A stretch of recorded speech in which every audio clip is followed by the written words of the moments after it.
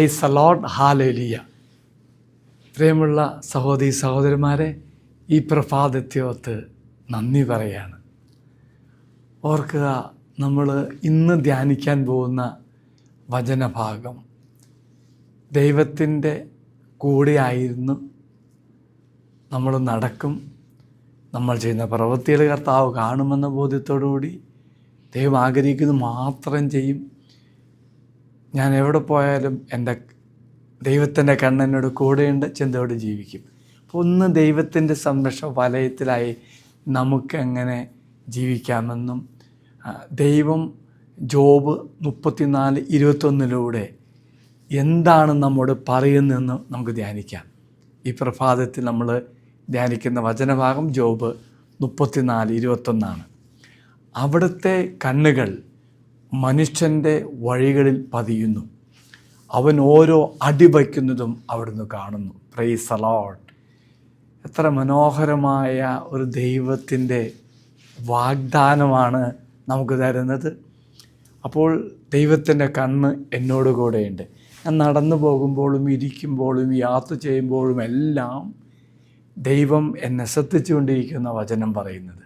അതായത് എപ്പോഴും നമ്മെ നിരീക്ഷിക്കുന്നു.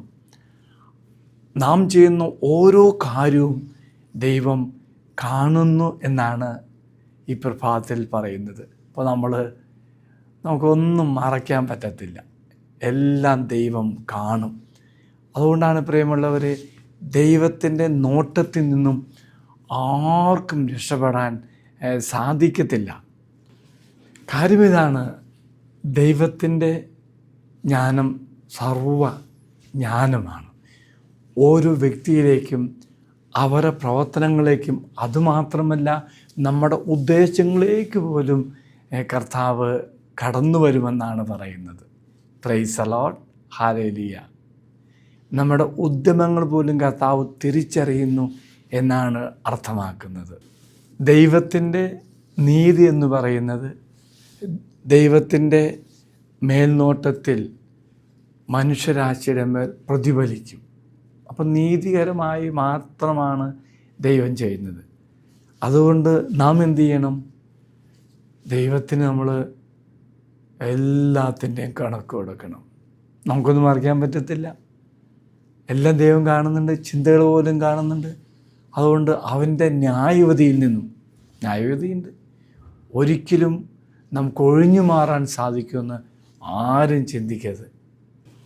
ഇനി പ്രിയമുള്ളവരെ, ദൈവം വിധിക്കുന്നു എന്ന് പറയുമ്പോൾ അവൻ നിഷ്പക്ഷമായും മുൻവിധികളും ഇല്ലാതെ വിധിക്കുന്നത്. അവനറിയാം നാം എന്ത് ചെയ്യണമെന്ന്. അപ്പോൾ ദൈവത്തിൻ്റെ ശിക്ഷണമെന്ന് പറയുന്നത് അവൻ ശിക്ഷിക്കുന്നതല്ല, നമ്മെ തിരുത്തുകയും പുനഃസ്ഥാപിക്കുകയും ചെയ്യുകയാണ്. എങ്കിൽ പ്രിയമുള്ള സഹോദരി സഹോദരന്മാരെ, ഇന്ന് അച്ഛൻ പങ്കുവച്ച വചനഭാഗം, ഞാൻ നടക്കുന്ന വഴികൾ തമ്പുരാൻ കാണുന്നു, എൻ്റെ പ്രവൃത്തിയെ തമ്പുരാൻ നോക്കുന്നു, എന്തിനു പറയുന്നു, എൻ്റെ ഹൃദയ വിചാരങ്ങൾ പോലും തമ്പുരാൻ അറിയുമെന്നാണ്. ഈ വചനത്തെ യോഗ്യതയെ നമുക്ക് പ്രാർത്ഥിക്കാം. ദൈവമേ, എല്ലാം അറിയുന്ന തമ്പുരാനെ, അങ്ങയുടെ ദൃഷ്ടിയിൽ ഞാൻ എന്താണോ അത് തിരിച്ചറിയുവാൻ എന്നെ സഹായിക്കണമേ. ഞാൻ ഞാൻ ആരെന്ന് തിരിച്ചറിയുവാനും എൻ്റെ ജീവിതത്തിൽ മാറ്റാനും ഞാൻ ചെയ്യുന്ന തെറ്റുകൾ ദൈവദൃഷ്ടിയിൽ കാണുന്നു എന്ന ബോധ്യത്തോടുകൂടി അതെല്ലാം നന്നാക്കുവാനുള്ള പ്രചോദനമായി തമ്പുരാനെ നീ മാറണം. എല്ലാവരെയും ദൈവം അനുഗ്രഹിക്കട്ടെ. പ്രിയമുള്ളവരെ, മറക്കരുത്, ഈ ദിവസം മുഴുവനും ദൈവം എന്നെ കാണുന്നെങ്കിൽ ദൈവ സാന്നിധ്യം അനുഭവിച്ചുകൊണ്ട് ജീവിക്കാൻ നമുക്ക് സാധിക്കട്ടെ എന്ന് പ്രാർത്ഥിക്കാം. കർത്താവ് നിങ്ങളെല്ലാവരും അനുഗ്രഹിക്കട്ടെ. മറക്കരുത്, മുകളിൽ നിന്നും താഴെ നിന്നും എവിടെ നിന്നും കർത്താവിന് കാണാം. നാം എവിടെ പോയാലും എന്തു ചെയ്താലും കർത്താവ് കാണുന്നുണ്ട്. എങ്കിൽ ആ ദൈവത്തിൻ്റെ മുന്നിൽ ദൈവം ആഗ്രഹിക്കുന്നതിൽ മാത്രം ജീവിക്കാനും പറയാനും പ്രവർത്തിക്കാനും ഇടവരുത്തട്ടെ എന്ന് പ്രത്യേകം പ്രാർത്ഥിക്കുന്നു. ഈശ്വര ആശീർവാദം തരാം. നമ്മുടെ കർത്താവായ ഈശോമിശിഹായുടെ പിതാവായ ദൈവത്തിൻ്റെ സ്നേഹവും പരിശുദ്ധാത്മാവിൻ്റെ സഹവാസവും നാം എല്ലാവരോടും കൂടെ ഉണ്ടായിരിക്കട്ടെ. ഇപ്പോഴും എപ്പോഴും എന്നേക്കും. ആമേൻ. Praise the Lord.